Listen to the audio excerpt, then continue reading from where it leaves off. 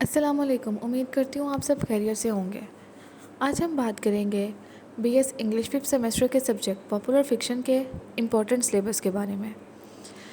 अगर आपने मेरी पहली वीडियोस नहीं देखी तो आप जाके पहले वो देख लें। उसमें मैंने 10 short question answers, 5 long question answers और इम्पोर्टेंट सिलेबस के बारे में बताया है कि आप क्या क्या कुछ कर लें तो आपका पेपर इंशाल्लाह ताला बहुत अच्छा सॉल्व हो जाएगा।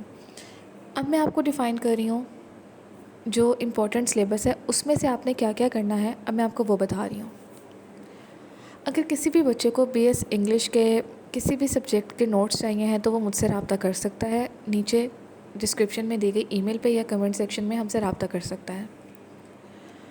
अच्छा, तो अब हम बात करते हैं चैप्टर नंबर 1 पॉपुलर फिक्शन के chapter number 1 Harry Potter and the philosopher stone के बारे में।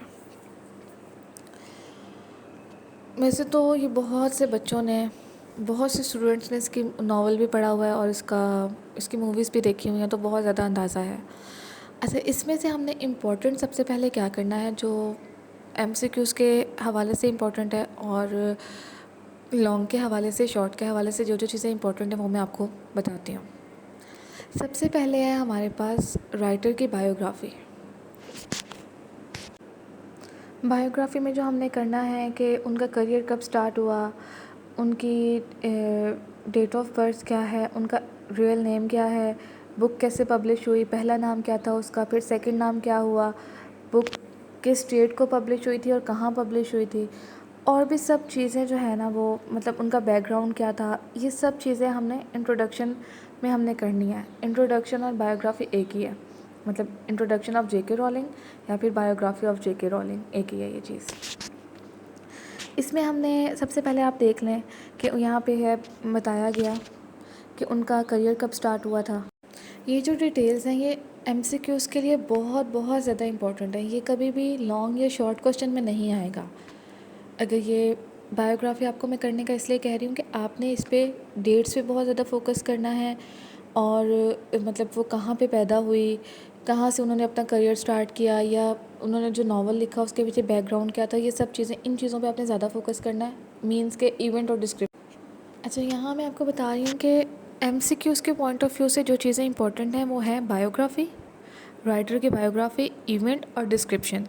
इवेंट में हैं वाक़यात, जो इम्पोर्टेंट वाक़यात हैं वो सब आपने, और समरी, ये 4 चीज़ें जो हैं वो इम्पॉर्टेंट है एमसीक्यूज़ के लिए, क्योंकि वो एमसीक्यूज़ में आपसे कहीं से भी ये पूछा जा सकता है। समरी का आपने ओवरव्यू इस वजह से लेना, आपको पता हो कि आया उसमें हुआ क्या है, और इवेंट्स जो मेन वाक़यात हुए हैं, क्या क्या कुछ हुआ था उसके बारे में, मतलब उसमें से एमसीक्यूज़ आ सकते हैं, और डेट्स पे, और आपने इन चीज़ों पे बहुत बहुत ज़्यादा फोकस करना है। एमसीक्यू ज़्यादातर इन्हीं चीज़ों से बनते हैं।